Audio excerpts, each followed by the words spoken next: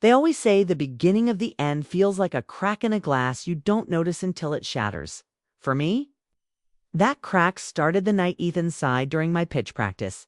"You really have to rehearse this again?" he asked. Sprawled on the couch, scrolling on his phone, I paused mid-sentence, blinked. "Yes, it's an investor meeting, Ethan. Series A, it matters." He didn't even look up. "Yeah, but do I matter? Or are you married to Bloomwell now?" There it was. That sharp little jab dressed as a joke. I laughed softly, trying to diffuse the tension.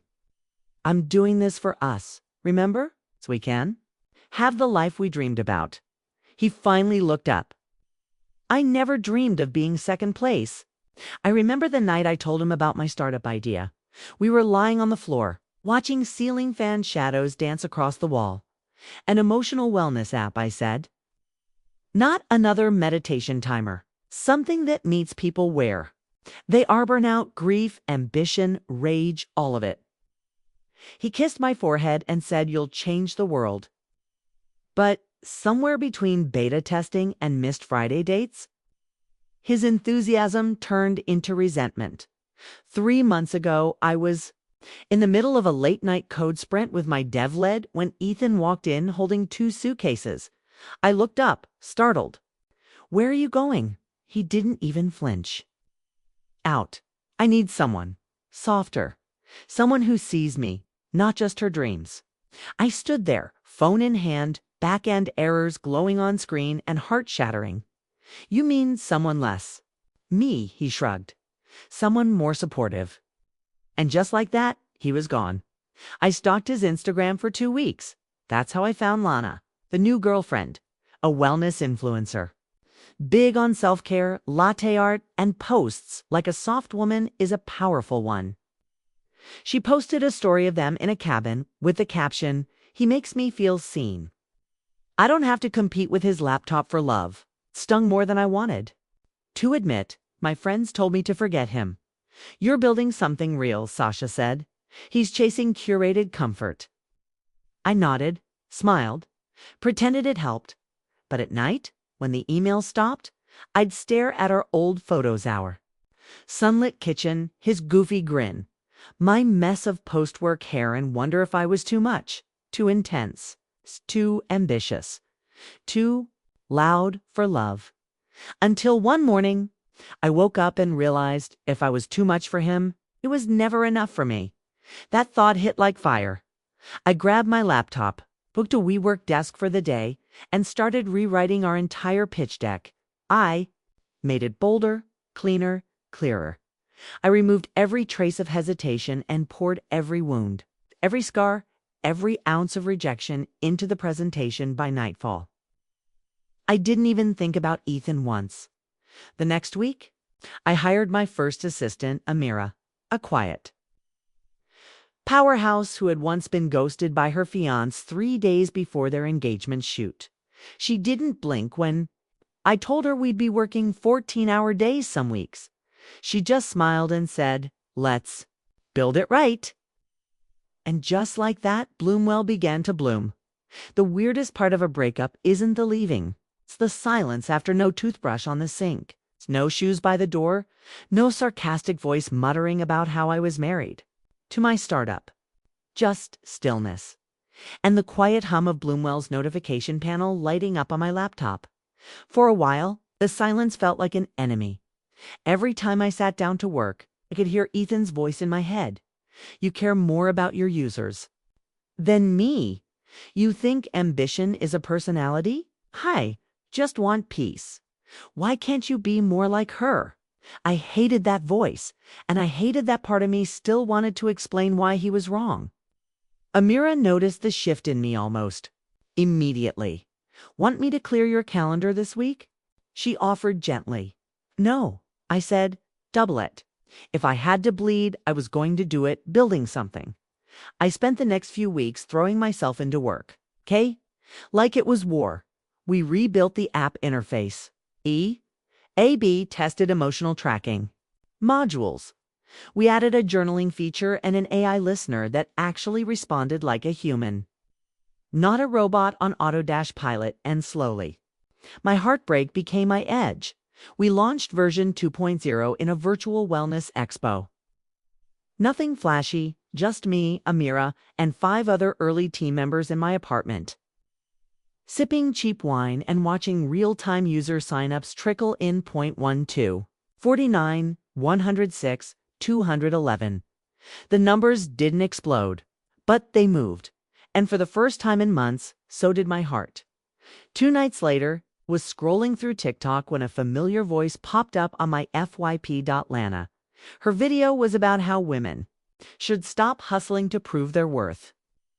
She wore satin pajamas, sipping chamomile tea, with the caption, "You are not your productivity." The comments were full of fire emojis and queen behavior affirmations. But all I could think was, that's who he wanted. Someone soft, gentle, undemanding. Someone who would fold her schedule around his needs like a hotel towel. I didn't post anything. I didn't subtweet, but that night, I added a new quote to the Bloomwell home screen. You don't need to shrink to be loved. You just need a room that can hold your fire. The next morning, 14 users had shared that quote to their IG stories. We were starting to matter. A week later, Amira walked into my office holding an iPad. Thought you might want to see this. It was a clip from a panel discussion on female voices in wellness. The speaker, Lana. She was announcing she'd joined the PR team of Wellness, one of Bloomwell's biggest competitors. Amira smirked. Guess who's running their rebrand campaign? I stared at the screen as Lana talked about ethical storytelling and women-first language. She's marketing wellness, I asked. She's marketing herself, Amira replied. And now she's your direct competitor. I leaned back in my chair, and for the first time since Ethan left, I felt something entirely new. Fuel. There's a certain heat that comes when your biggest competition is someone who tried to replace you, and it doesn't come from hate. It comes from clarity. Because now, it wasn't just about building Bloomwell for me. It was about building it so well that no one could ever say I wasn't enough again. Not a boyfriend, not a VC, not the world. A month after Lana joined Wellness, we noticed something strange. Their entire rebrand started to feel ... familiar. Slogans that mirrored our copy. Color palettes eerily close to ours. A new emotion tracking feature that felt like a less thoughtful version of ours, except polished. In that glossy, influencer-soft way, Amira pulled up side-by-side screenshots. She's not creating, she said, tapping her screen. She's copying.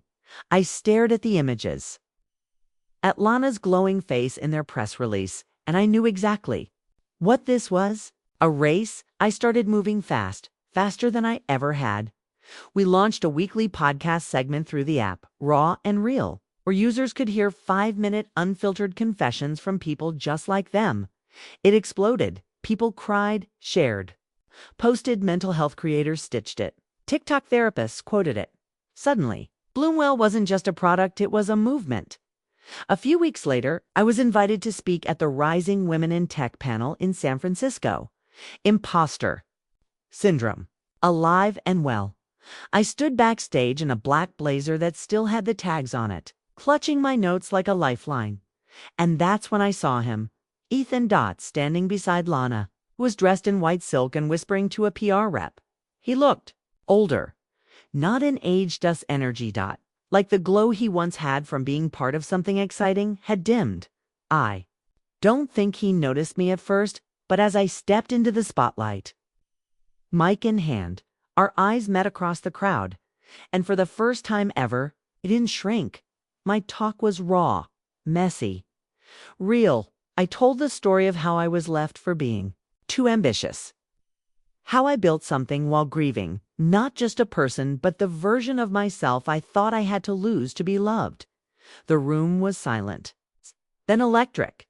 And afterward, people came up in waves, not just to say good job, but to say thank you.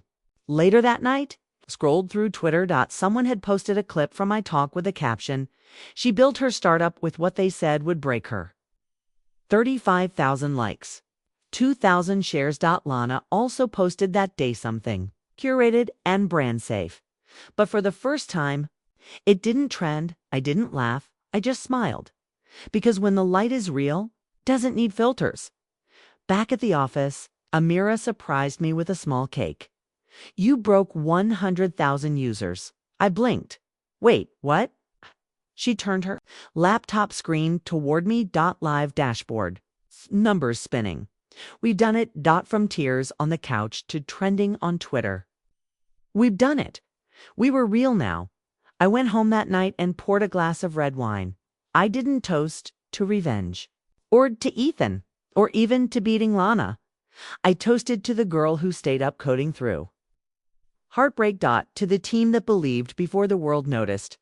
To the fire that never went out even when no one was watching. There's a moment in every founder's journey when things begin to shift. It's not loud, it's not fireworks or confetti. It's subtle. Like a calm right before a perfect storm. And I was standing in it after our breakout panel. Bloomwell's inbox turned electric. Brands wanted collabs. Wellness groups wanted licensing. But the one offer that made my pulse spike was from Sunreach Ventures, a firm I'd pitched to 9 months ago. Back then, they told me I was too early stage, too niche. Now they wanted a meeting. Meanwhile, Wellness was struggling. Their numbers had plateaued. Their app redesign was buggy.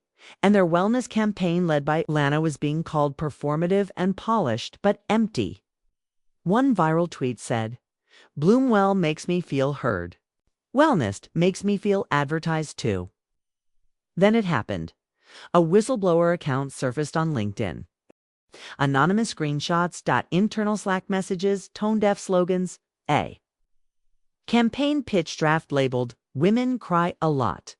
Let's sell to that." Attached to that draft, Lana's name. She had written the deck. It exploded. Mental health creators dragged the brand. Former employees shared how their feedback was ignored. Wellness Exposed trended for 2 days straight. And Lana, silent, no posts, no stories. Not even a curated quote.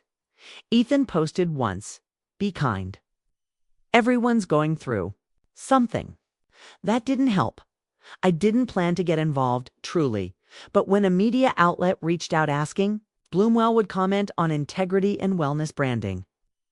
I saw the moment for what it was. A pivot power move. We published an open letter, not naming names. Not slinging mud, just telling our story. We spoke about trauma-informed design, user-first ethics, and the responsibility that comes with influence. It went viral. Every quote was reshared. Every paragraph felt like a mirror. Held to the industry, suddenly. We weren't just a product, we were a standard. That week, I was invited to an emergency roundtable of women-led wellness CEOs. To discuss ethics, vision, and lead the response to the wellness fallout. I wore black, no gloss, no pretense. Just clarity. And as I sat at the head of that table, a familiar voice entered the room late. Amira leaned in and whispered, "She's here, Lana." No camera crew, no glam team. Just sunglasses and silence. She didn't look. Powerful. Cornered as the meeting went on. Lana tried to speak. Her voice was low. The campaign draft wasn't meant for public use. I was still exploring tone. Someone cut her off. "You wrote, use soft colors. Trigger female insecurity subtly." That wasn't exploration. That was strategy. The room stiffened. I said nothing. I didn't need to. The silence did it for me. Later, after the meeting, Amira and I walked past the lobby. That's when we saw Ethan, sitting awkwardly in a chair, scrolling. His eyes met mine. He didn't smile. He just stood unsure, whether to approach or disappear, and for the first time in a long time. I wasn't angry anymore. I wasn't anything. I had outgrown the ache. Amira turned to me. "Want me to say something?" I shook my head. Not yet. But inside, I already knew. The next move wouldn't be mine, it would be hers. And it would cost her everything. It's wild how silence can be louder than screaming. In the boardroom that morning, you could hear everything, the clicking of pens, the hum of the AC. The way Lana's heels stopped just outside the frosted glass door. Amira was already seated beside me, calm and razor-sharp in a navy pantsuit. Her notes ready. The room belonged to Wellness Oversight Committee. And despite what Lana may have thought, this wasn't a creative brainstorm. This was a firing squad with branding decks for bullets. 3 days earlier, a former Wellness employee reached out to me with a direct message. Lana took credit for your app concept during our internal strategy sessions. Just thought you should know. Attached was a photo from the presentation. Slide title, Emotional Mapping Engine Inspired by Bloomwell's Gaps. The word inspired was doing heavy lifting. I didn't have to say anything. Amira handled everything. She built a timeline, cross-referenced the leak with internal hiring records, and most importantly, she connected the dots publicly but gracefully. That's why we were here now. Not for revenge. For accountability. The door opened. Lana stepped in, trying to keep her cool. Hair pulled into a tight bun, lips drawn in a professional, practiced smile. She didn't look at me. She looked at the VP of Strategy. Thanks for having me. I know there's been confusion, but I'm happy to clarify. He didn't smile, gestured to the empty seat across from me. Amira flipped open her folder. It was showtime. For the next 45 minutes, they went through everything. The tone-deaf slogans, the manipulative, emotional triggers, the slide comparing crying patterns in women versus rational engagement in men, the IP. Theft cloaked as creative inspiration. Lana tried to deflect, tried to cry, even tried to turn it on her team. It wasn't just me, Kay. We worked on that messaging together. But the final nail. Amira, she stood, opened her laptop, and played a recorded Zoom call. Lana's voice, clear as daylight. I don't care if it's manipulative works. Emotional women buy faster. Dead silence. Lana turned white. The VP cleared his throat. We'll be letting you go, effective immediately. And then he looked directly at me. Double quotes, Nora. Thank you for your professionalism throughout this process. Your team handled this with integrity. I nodded, but I didn't speak. Because this wasn't my win. It was Amira's. She stood, closed, her laptop with perfect calm, and walked over to Lana, from her blazer. She pulled a crisp, white envelope. Your termination paperwork, she said softly. Security will escort you out. Lana didn't argue, didn't cry. She just took the envelope with shaking hands and walked out the same door she used to saunter through. And I sat in silence, not victorious, just free. In the lobby, Ethan was waiting. He looked up. When he saw her, then turned and saw me right behind. Our eyes locked again, but this time I didn't flinch. I didn't smile. I simply walked past him with Amira beside me as the elevator doors closed. I heard him call, Nora. Wait, can we talk? I didn't turn around, but I left him with 3 words. You already did. So the message came. 2 days later, from Ethan. I know I don't deserve a reply, but if you're open to it, I'd really like to talk. I stared at the text for a long time. It wasn't that I didn't expect it. It was that I no longer needed it. But sometimes, closure isn't for the person writing the message. It's for the one who finally outgrew needing answers, so I said yes. We met at a quiet coffee shop tucked away on the east side of the city, a place we used to go to be for Bloomwell. Before investor calls, before Lana and PR disasters. He was already there when I walked in, hands wrapped tightly around a chipped ceramic mug like it might anchor him. Nora, he said, standing up awkwardly. I nodded. Ethan? He looked tired, not in the way you do after a long week, in the way you do after chasing the wrong things and realizing too late they weren't worth it. I didn't think you'd come, he said. I almost didn't, I replied. But I figured we never really finished the conversation. He sighed. I owe you an apology for everything. I raised an eyebrow. For leaving me? For mocking what I was building? Or for choosing someone who turned around and stole from me? He winced. I didn't know don't. I cut in gently. This isn't about her. Okay, he looked at me, surprised. I sipped my tea. This is about you. He exhaled. I thought I needed someone who made space for me, who didn't challenge me. You mean someone who didn't make you feel small? I said quietly. He blinked. I leaned forward. You left because you thought I was too much. Too focused, too loud, too intense. And you found someone quieter, but it turns out silence doesn't always mean support. He stared at me, speechless. I continued.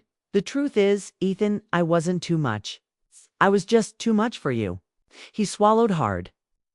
I didn't realize how much you were carrying, or how far you'd take this. That's because you never believed I would. He nodded slowly. You're incredible. You always were. Just I didn't know how to handle it.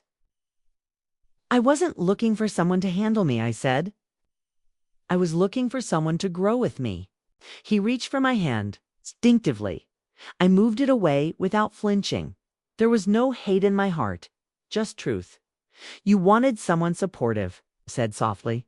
But what you really meant was someone smaller, someone who'd revolve around you like a moon. And you? He asked. I smiled. I became the sun. We sat in silence for a moment. Not awkward, just final. He cleared his throat. Do you think we could ever? No, I said gently, before he could finish. There's no space in my life for someone who only claps when the lights are dim. I stood, took one last look at the man who once told me my dreams were too heavy, and realized he was never strong enough to carry them. I turned to go, but before I reached the door, I looked back one last time. Next time, I said, when a woman is building something, don't ask her to make herself smaller. Either build with her.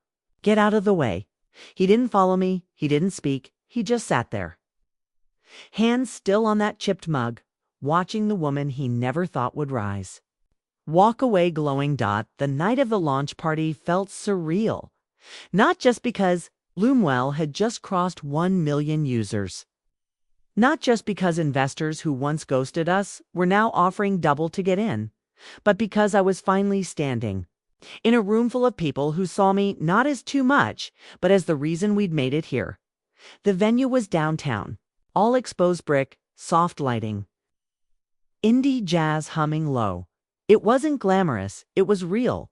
Just like us. Amira walked up holding 2 glasses of sparkling water. For the boss, I took one. No speeches, right? She smirked. Please. They're begging for one. I laughed. 6 months ago, I was heartbroken in a hoodie with barely a prototype. Now, people were toasting to my name. I stepped onto the little stage we'd rigged up near the bar. The team quieted. Cameras came. Out.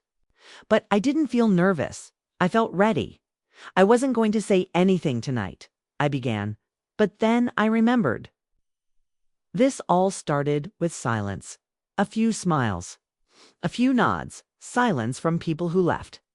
Silence from people who didn't believe in us. And sometimes silence from myself because I didn't know if I could really pull it off. I paused, scanning their faces.